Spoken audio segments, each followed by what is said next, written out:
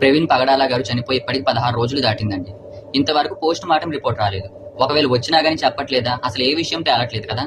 అయితే మనం ప్రవీణ్ గారు చనిపోయిన దగ్గర నుంచి ఇప్పటి వరకు చాలా మంది చాలా ఉద్యమాలు చేశారు. కొంతమంది హత్య అన్నారు, కొంతమంది ఇది యాక్సిడెంట్ అన్నారు. మన విశ్వాసుల్లోనే అలజడి చెలరేగింది. ఇంకొంతమంది వచ్చి కేసులు పెట్టారు. మతోన్మాదులైతే మన మీద అనేక నిందలు వేశారు. ఆయన తాగి చచ్చాడని చెప్పి చాలా మంది బ్యాడ్ కామెంట్స్ కూడా చేశారు. సో ఇదంతా జరిగిపోయింది, జరుగుతూనే ఉంది. అయితే ఫస్ట్ నుంచి లాస్ట్ వరకు ఒక ఆయన మాత్రం పోరాడుతున్నాడండి. కామన్ గా కనిపించే వ్యక్తి కూడా ఆయనే కేఏ పాల్ గారు. ఆయన ప్రవీణ్ గారు చనిపోయిన దగ్గర నుంచి ప్రస్తుతం అజయ్ బాబు గారు జైలుకి వెళ్లేదాకా రియాక్ట్ అయ్యే పర్సన్ లో ముందున్న వ్యక్తి కేఏ పాల్ గారు. ఆయన ఎందుకు రంగంలోకి దిగారు? రాజకీయ లబ్ధి కోసమా, నిజంగానే లేకపోతే క్రైస్తవులకి హెల్ప్ చేద్దామని పూనుకున్నారా? ఏమండి, ఆయన ఏదైనా ఆలోచించుకోండి, కానీ క్రైస్తవుల కోసం వాయిస్ అయితే రైస్ చేస్తున్నారు కదా. ఎర్రటి ఎండలో చల్లని నీడలాగా ఆయన మాటలు మనకి కొంచెం ఉపశమనాన్ని ఇస్తున్నాయి కదా. అయితే ప్రస్తుతం ఉన్న జనరేషన్ లో అసలు ఈ కేఏ పాల్ గారి గురించి అసలు ఎవరికి పూర్తిగా తెలియదు. పిచ్చి పిచ్చిగా మాట్లాడతారు, సాధారణమైన వ్యక్తిలే అని అనుకుంటున్నారు చాలా మంది. కానీ ఆయన ఏ స్థాయిలో ఉండాల్సిన వ్యక్తి అనేది, సో అప్పట్లో ఆయనకి ఎంత ప్రిఫరెన్స్ ఇచ్చేవాళ్ళు రాజకీయ నాయకులైనా సరే, క్రైస్తవ సంఘాలైనా సరే, ఆయన ఏ స్థాయిలో ఉండాల్సిన వ్యక్తో కేఏ పాల్ గారి గురించి చట్టుకున్న 2 ముక్కల్లో చెప్పేస్తాను, వినండి. కేఏ పాల్ గారి పూర్తి పేరేంటంటే Calvary Anil Kumar Paul. So ఈయన ఆంధ్రప్రదేశ్ లోని నెల్లూరు జిల్లా చిలకలూరు గ్రామంలో జన్మించారు. ఆయన తండ్రి ముత్తయ్య పాల్, ఇంకా తల్లి పేరేంటంటే కస్తూరి. సో వీరిద్దరు దేవుని భక్తులు.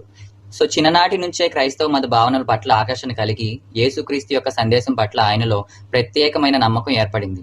సో ఈయన చిన్న వయసులోనే ఆయన తన జీవితంలో యేసుక్రీస్తుని స్వీకరించారండి. ఈ మార్పు ఆయన జీవితానికి మలుపు తిప్పింది. క్రీస్తు బోధనలు ఆయనను లోపల నుంచి మార్చాయి.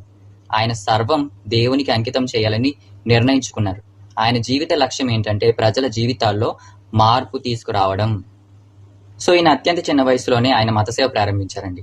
19 ఏళ్లకి అమెరికా వెళ్ళి అక్కడ ఎవెంజలిస్ట్ గా ప్రజలకు సేవ చేయడం మొదలుపెట్టారు ఆయన.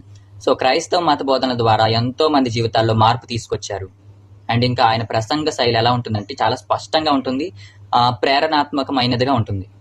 కేఏ పాల్ గారు ఏంటంటే GPI అంటే గ్లోబల్ పీస్ ఇనిషియేటివ్ అనే సంస్థని ప్రారంభించారండి. సో ఈ సంస్థ ద్వారా ప్రపంచవ్యాప్తంగా శాంతిని, మానవత్వాన్ని ప్రచారం చేయడానికి ఆయన ట్రై చేశారు. సో ఈ సంస్థ ద్వారా ఆయన అనేక దేశాల్లో ప్రజలకు శాంతి సందేశం కూడా ఇచ్చారండి. సో 100కి పైగా దేశాల్లో పర్యటించి లక్షల మందికి మత సందేశాన్ని అందించారు.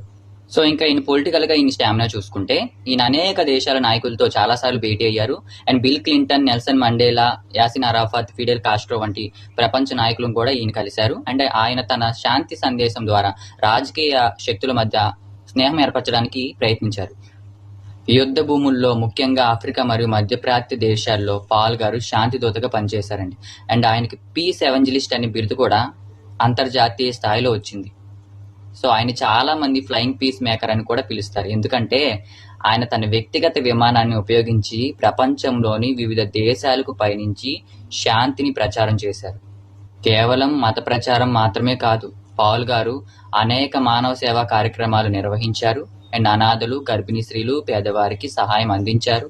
అండ్ ఆయన గ్లోబల్ పీస్ ట్రస్ట్ ద్వారా అనేక సంక్షేమ కార్యక్రమాలు చేపట్టారు కూడా. ఇంక ఈయన ముఖ్య నమ్మకం ఏంటంటే సేవే పరమ ధర్మం.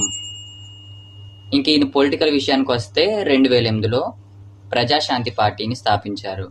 రాజకీయాలు కూడా ప్రజల సేవకు ఒక మార్గం అనే నమ్మకంతో ఎన్నికల్లో పోటీ చేశారు.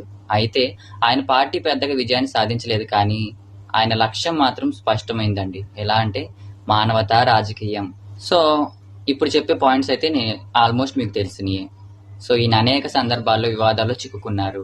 రాజకీయ విమర్శలు, వ్యక్తిగత ఆరోపణలు ఆయన్ని వెంటాడాయి. అయినప్పటికీ ఆయన తన లక్ష్యాన్ని విడిచిపెట్టలేదు. దేవునిపై, తన మిషన్ పై ఉన్న నమ్మకంతో ముందుకు సాగారు. అలాగే ఆయన నమ్మకం ఏంటంటే నిందలు ఉన్న చోటే నిజమైన శ్రద్ధ అని. ప్రస్తుతం పాల్ గారు ఏంటంటే అమెరికా మరియు భారత్ మధ్య సేవా కార్యక్రమాలు చేస్తూ యూట్యూబ్, సోషల్ మీడియా ద్వారా తన సందేశాలను పంచుకుంటున్నారు. ఇంకా ఆయన తన జీవిత కథ ఎంతో మందికి స్ఫూర్తిగా మారింది కూడా.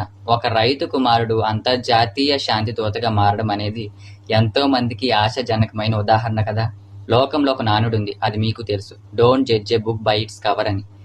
సో ఆయన చూస్తే మనం పై రూపం చూసి ఆయన ఒక సాధారణ మనిషి అనుకోవచ్చు. చూసారా ఆయన వెనకాల ఎంత చరిత్ర ఉందో. కాబట్టి ఏ మనిషిని మనం తక్కువగా అంచనా వేయకూడదు.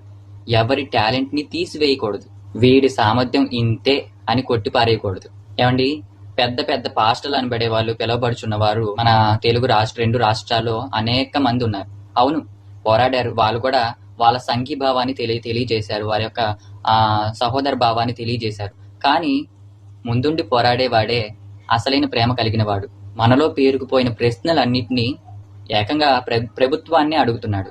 ఏది ఏమైనా కేఏ పాల్ గారు గొప్ప వ్యక్తిత్వం ఉన్న మనిషి. ఆయన స్థితిని చూస్తే కొద్దిగానే కనిపిస్తుంది, కానీ తన సేవా జీవితంలో ఎన్నో దాటుకొని వచ్చిన ఆయన వెర్రివాడా వెర్రివాడా వెర్రివాడా అన్నారు.